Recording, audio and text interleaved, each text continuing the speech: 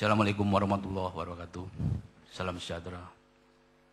Ketua dan majelis mahkamah yang saya muliakan, pemohon, pihak terkait, pemerintah, Dewan Perwakilan Rakyat, dan para hadirin sidang yang saya hormati, sidang yang kami muliakan.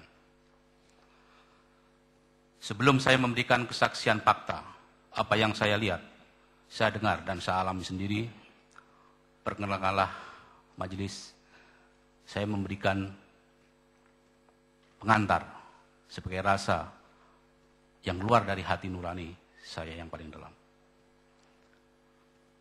Yaitu sebagai pendahuluan, sebagai advokat yang tinggal dan berpraktek di kota Solo, kota yang jauh dari hiruk pikuk Jakarta, namun menjadi tempat berdirinya organisasi advokat nasional untuk pertama kalinya setelah Indonesia merdeka, yaitu Persatuan Advokat Indonesia, Peradin, yang dideklarasikan pada tahun 1964 di rumah advokat Mr. Indreten Suwiji di kota Solo.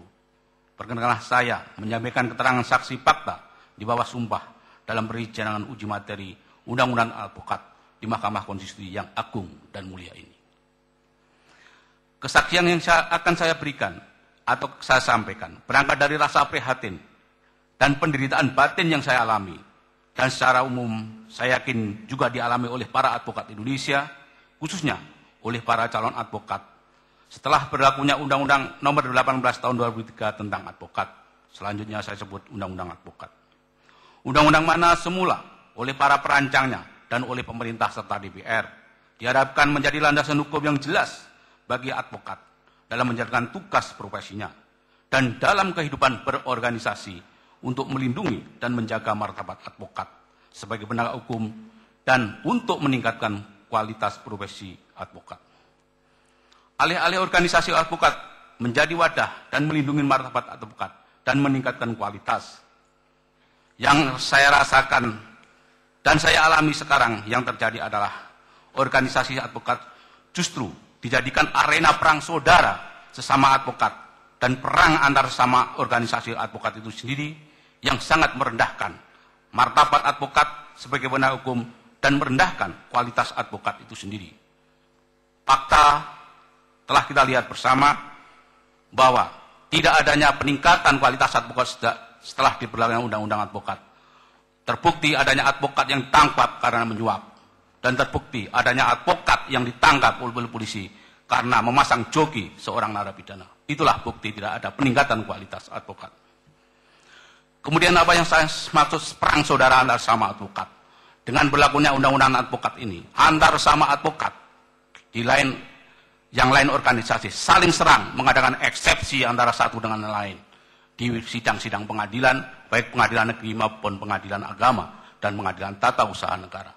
Ini membuat proses peradilan sangat tidak efektif karena sangat mengganggu proses persidangan dengan adanya eksepsi tersebut.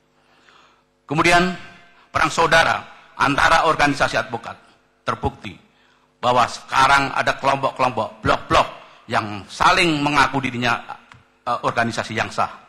Namun demikian, ini akan terjadi terus-menerus. Kemudian saya lanjutkan kesaksian fakta yang bisa saya berikan pada persidangan yang mulia ini. Yang pertama adalah mengenai organisasi advokat pasca berlakunya Undang-Undang Advokat. Apa yang saya lihat, saya alami, dan saya rasakan sendiri. Yang pertama yaitu Komite Kerja Advokat Indonesia, KKAI. Setahu saya, KKAI dibentuk untuk melaksanakan ketentuan pasal 32 ayat 3 Undang-Undang Advokat yang menyatakan untuk sementara tugas dan wewenang organisasi advokat dan seterusnya, tidak perlu saya baca lebih detail. Kemudian setahu saya, KKAI dibentuk oleh pimpinan 8 organisasi advokat tersebut di atas, yaitu oleh Ketua Umum dan Sekretaris Jenderal masing-masing organisasi. Dan setahu saya, dan apa yang saya alami, tanpa persetujuan dari anggota masing-masing 8 organisasi tersebut, KKAI telah memungut biaya verifikasi advokat Indonesia sebesar kurang lebih Rp500.000 per advokat, dan waktu itu setahu saya jumlah advokat seluruh Indonesia lebih dari 15.000 orang. Bisa kita bayangkan uang berapa jumlahnya yang terkumpul. Setahu saya uang hasil pungutan tersebut tidak pernah dipertanggungjawabkan penggunaannya oleh KKI kepada para advokat Indonesia yang telah dipungut. Setahu saya KKI tidak pernah mempersiapkan pembentukan organisasi advokat dalam waktu 2 tahun sebagaimana diamanatkan pasal 32 ayat 4 Undang-Undang Advokat. Karena tidak pernah melakukan musyawarah nasional atau kongres nasional yang mengundang para advokat atau setidak-tidaknya mengundang perwakilan para advokat Indonesia untuk membentuk organisasi advokat sebagaimana diamanatkan pasal 28 Undang-Undang Advokat. Setahu saya KKI tidak pernah dibubarkan, tetapi tiba-tiba muncul apa yang namanya Perhimpunan Advokat Indonesia. Kedua, Perhimpunan Advokat Indonesia. Awal setahu saya bahwa advokat ini, Peradi ini dibentuk adalah sebagai pensiasatan atau kebohongan terhadap para advokat Indonesia dan bahkan kebohongan terhadap pemerintah atau negara Republik Indonesia. Fakta yang akan saya sampaikan akan membuktikan hal itu. Setahu saya Peradi tidak dibentuk oleh para advokat Indonesia karena waktu itu tidak pernah ada undangan, pemberitahuan atau pengumuman baik melalui surat atau melalui media cetak maupun elektronik kepada para advokat Indonesia bahwa akan dibentuk organisasi advokat sebagaimana diamanatkan pasal 32 ayat 4 Undang-Undang Advokat. Jika ada undangan, pemberitahuan dan pengumuman tentang akan dibentuknya organisasi advokat sesuai amanat undang-undang, tentunya saya tahu karena waktu itu saya menjadi sekretaris IKADIN cabang Surakarta. Ketika saya membaca anggaran dasar Peradi sebagaimana dimuat dalam akte pernyataan pendirian Perhimpunan Advokat Indonesia nomor 30 tanggal 8 September 2005 yang dibuat oleh Notaris Bundario Tigris Darmawa SH MH di Jakarta.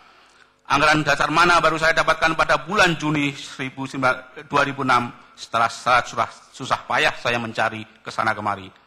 Saya baru tahu ternyata Peradi didirikan oleh 16 orang pengurus dari 8 organisasi yaitu IKADIN, AI, PHI, HAPI, SPI, IKAHI, HPM, dan APSI masing-masing oleh Ketua Umum dan Sekretaris Jenderalnya.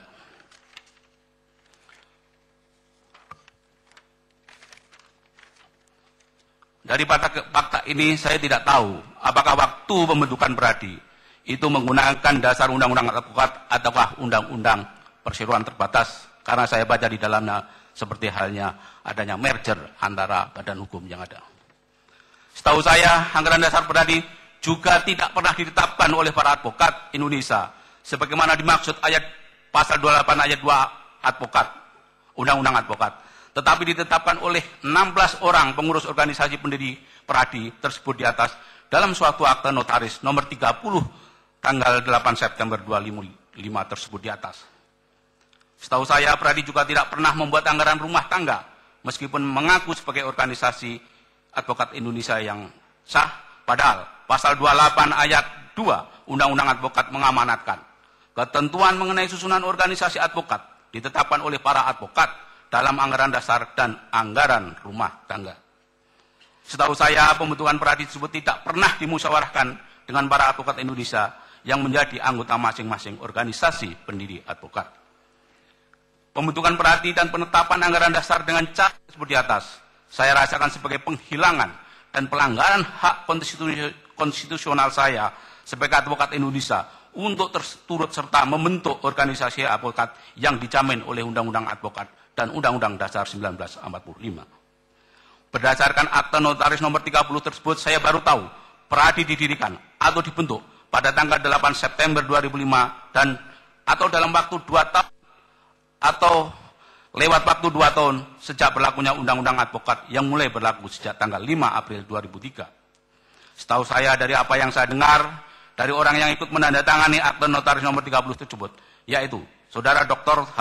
Teguh Samudra SH MH. Akte notaris nomor 30 tersebut dibuat menyalahi ketentuan pasal 16 ayat 1 huruf L Undang-Undang nomor 30 tahun 2004 tentang jabatan notaris.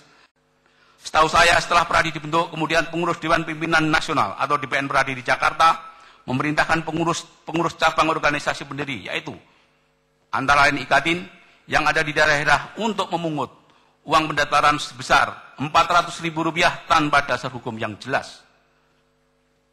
Karena di dalam undang-undang tidak ada disebutkan kewenangan organisasi advokat untuk memungut uang. Setahu saya, sejak berdiri di pengurus DPN Peradi juga menyelenggarakan pendidikan khusus profesi advokat di seluruh Indonesia dengan memungut uang pendidikan berkisar Rp4 juta per orang tanpa dasar hukum. Rangkaian kejadiannya sejak dibentuknya Peradi tersebut, maka saya ketahui tentang Peradi adalah A. Peradi dibentuk melewati waktu 2 tahun setelah berlakunya Undang-Undang Advokat. B. Peradi dibentuk bukan oleh para advokat Indonesia, tetapi oleh para pimpinan 8 organisasi advokat. C. Organisasi anggaran dasar Peradi tidak ditetapkan oleh para advokat, tetapi ditetapkan oleh para pemimpin 8 organisasi advokat dengan akta notaris. D. Peradi dibentuk tanpa anggaran dasar rumah tangga. E. Akta notaris nomor 30 yang menjadi dasar pendirian Peradi dibuat dengan menyalahi Undang-Undang Jabatan Notaris. F. Peradi telah menjalankan wewenang yang tidak diberikan oleh undang-undang, yaitu memungut sejumlah uang tanpa dasar hukum yang jelas. Dari pengetahuan saya tentang Peradi tersebut, maka yang semula saya juga mendaftar sebagai anggota Peradi memilih keluar karena sangat naif bagi saya, seorang advokat dan sebagai penegak hukum, ikut bergabung pada organisasi advokat yang dibentuk inkonstitusional.